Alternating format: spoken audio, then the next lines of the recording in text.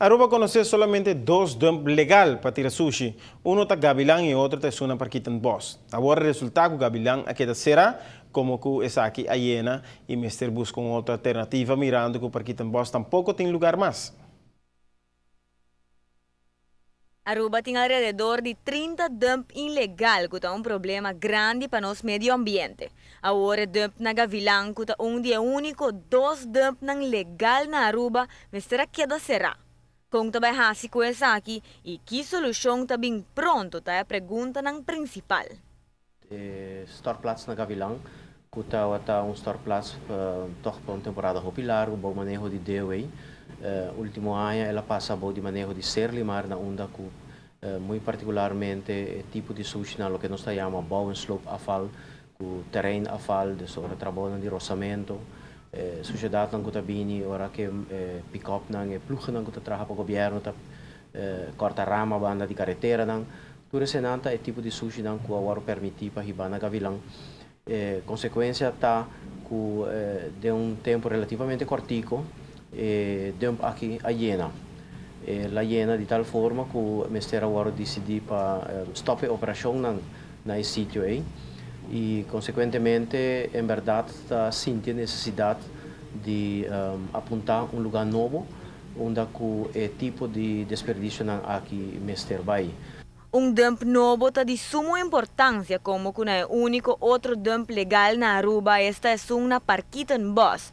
Tampouco não tem muito lugar mais. É hecho que na Parquitan Boss praticamente não tem espaço mais para seguir depositar grande quantidade de sushi. Somente agora que nós está operar ainda com tipo de sushi não está mais tanto sushi de casa, que nós está processar por lo general na Parquitan Boss. Então é outro tipo de sushi não que maneira que está trabalhando na Gavilán tinha urgência em verdade para apontar lugar novo. De coordenação com o Ministro de Mesa e se venha a busca opção ng riba terreno ng di gobyerno, caminda de passado já chega de Cuba, pero lamentavelmente essa aqui não abira uma opção. Lamentavelmente nós percebemos que em verdade tem, sin embargo, com a ticina hopi anya não com não está em operação, mas com a natureza a seu trabalho na sítio não é e não está aconselhável para danhar a natureza, mas onde a gruva aqui do governo está.